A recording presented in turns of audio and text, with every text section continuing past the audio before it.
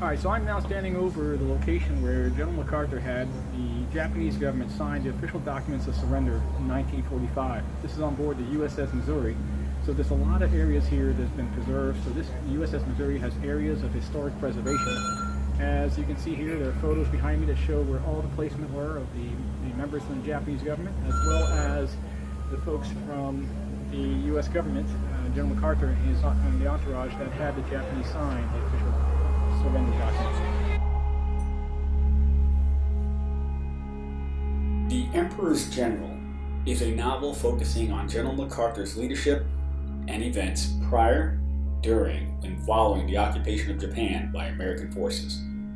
The novel tells the story from General MacArthur's aide-de-camp, Captain J. Marsh, interactions with General MacArthur.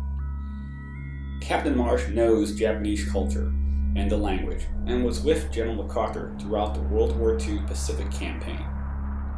Captain J. Marsh's human struggle is a subset of the story that is revealed as he copes with the loss of innocence due to his blind loyalty to General MacArthur, and realizing the delicate balance needed to avoid becoming intoxicated with access to power, influence, and authority as part of General MacArthur's immediate senior leadership entourage.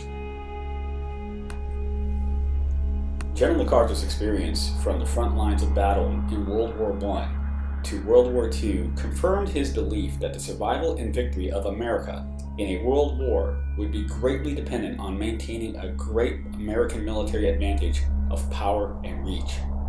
General MacArthur also served previously as the Chief of Staff of the Army and would take issues with the Commander-in-Chief during World War II, Franklin Delano Roosevelt. The novel provides insight to the leadership style as observed from the day-to-day interactions between General MacArthur and his aide-de-camp, Captain J. Marsh. Captain Marsh's early, unquestionable loyalty to General MacArthur would cost him later on. General MacArthur is portrayed as intelligent, careful, pugnacious, and anecdotal character that would become the leader of the entire occupational forces over the once great Japanese imperial government. The Japanese government and military were strategically destroyed as a result of World War II, culminating in Japan's unconditional surrender to Allied forces. General MacArthur had a series of complicated decisions, discussions, and negotiations with the Japanese Emperor to carefully restructure the Japanese government, its military, and its constitution based on American democratic ideology. General MacArthur had to orchestrate the Japanese Emperor's cooperation to maintain peace amongst the 70 million Japanese citizens, while trying to hold accountable the Japanese war criminals that were linked to the Emperor's family. The novel further explains why General Douglas MacArthur set up a military court to expedite General Yamashita, who was General MacArthur's adversary in the Philippine campaign. Guilty verdict leading to General Yamashita's hanging. General Yamashita was known as the Tiger of Malaya, who outmaneuvered MacArthur in the war's final battles for the Philippines. General MacArthur sought to avenge the sadistic Imperial Japanese war crimes against the people of the Philippines by engineering General Yamashita's war crimes charges, at the same time shielding the Japanese Emperor's family. The charges against General Yamashita were fabricated to shape a convincing and overwhelming war crimes conviction. Coincidentally, General Yamashita was convicted on December 7th, 1945, on the very same anniversary of the attack on Pearl Harbor.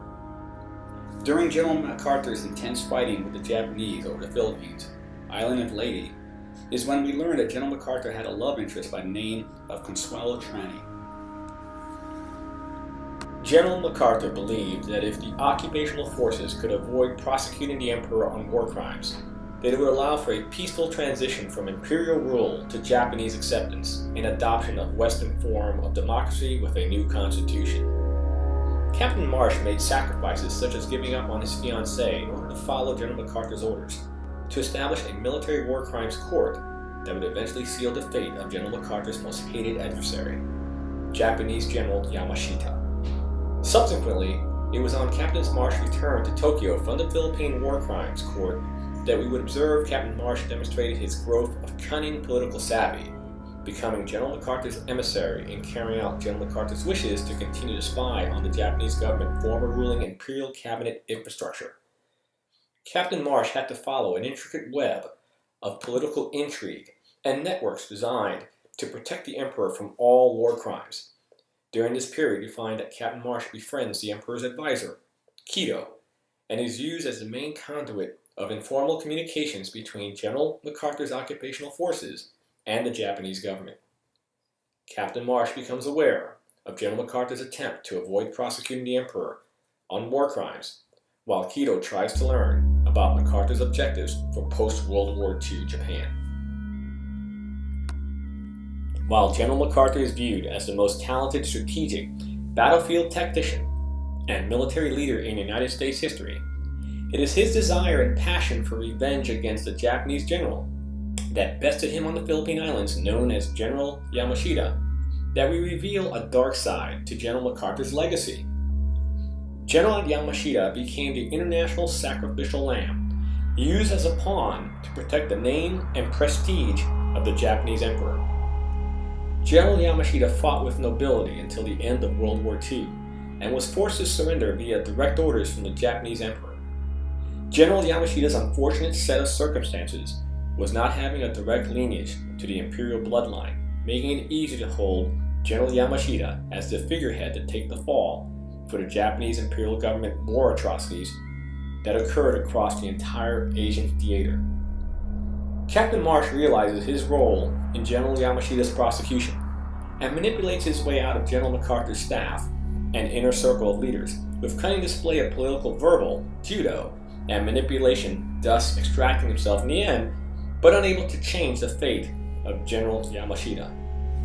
Captain Marsh paid a high price in the end, losing his love, and sensing that an innocent person was sentenced to death in order to keep the Allied nations happy, and most importantly avoid the Japanese people from rising into a civil war that would have fought to the death to protect their emperor at all cost.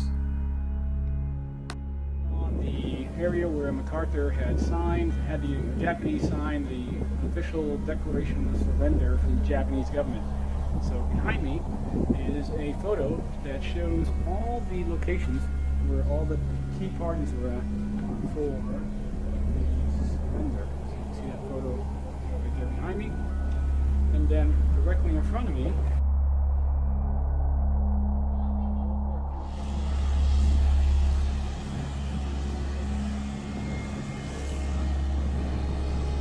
the United States destroyer Buchanan comes alongside, bringing representatives of the Allied powers to witness the final capitulation. General of the Army Douglas MacArthur, Supreme Allied Commander for the occupation of Japan, boards the Missouri. Fleet Admiral Nimitz, Pacific Fleet Commander, and Admiral Halsey welcome MacArthur and his Chief of Staff, General Sutherland, aboard. Admiral Nimitz escorts General MacArthur to the Missouri's veranda deck, where the 20-minute ceremony is to take place. It is Sunday, September 2nd, 1945.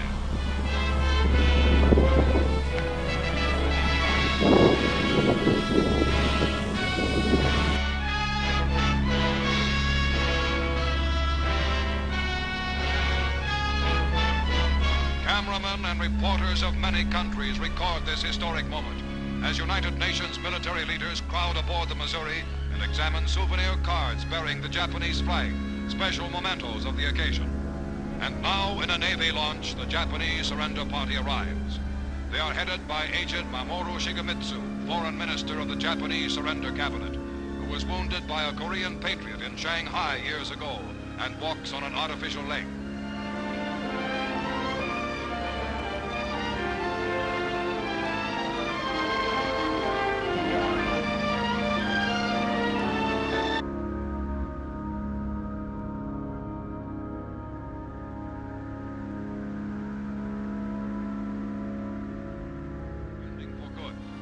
General MacArthur speaks. We are gathered here, representatives of the major warring powers, to conclude a solemn agreement whereby peace may be restored. The issues involving divergent ideals and ideologies have been determined on the battlefields of the world, and hence are not for our discussion or debate. The terms and conditions upon which surrender of the Japanese imperial forces is here to be given and accepted are contained in the instrument of surrender now before you.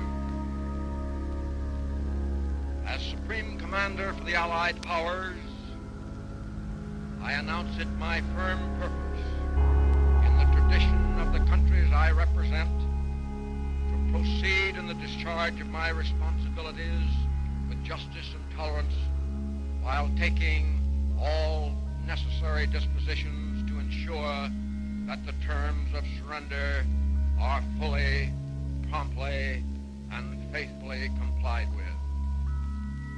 I now invite the representatives of the Emperor of Japan and the Japanese government and the Japanese Imperial General Headquarters to sign the instrument of surrender at the places indicated.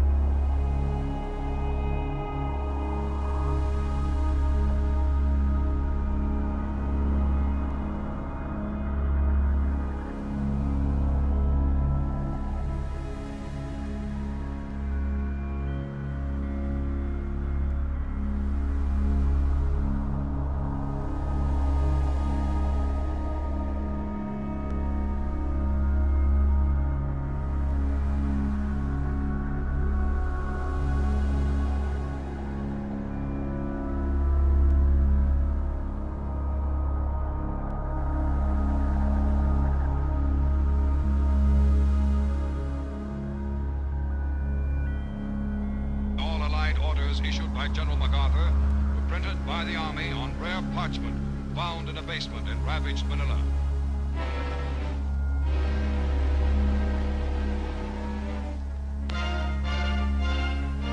General MacArthur signs as Supreme Allied Commander.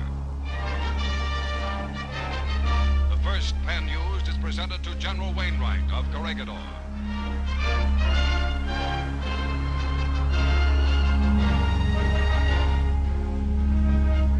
Second pen to British General Percival, Commander at the surrender of Singapore.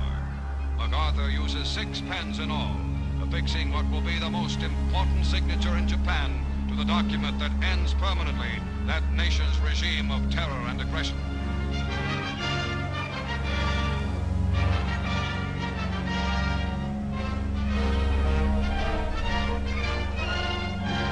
For the forces of the United States itself, Admiral Chester Nimitz signs.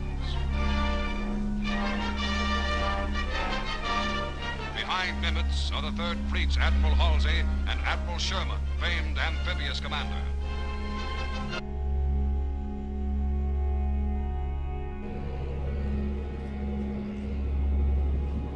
Or you saw in the videos, we had different parts of the Missouri. Hopefully those folks are as nostalgic for those who served on board the Missouri, as well as those who may have relatives that served in World War II and the significance of the ship.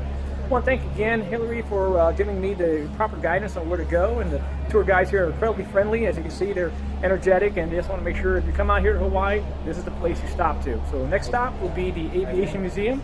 So I'm signing off from the USS Missouri. Permission to go ashore? Permission granted. Thank you. You rock. Bye.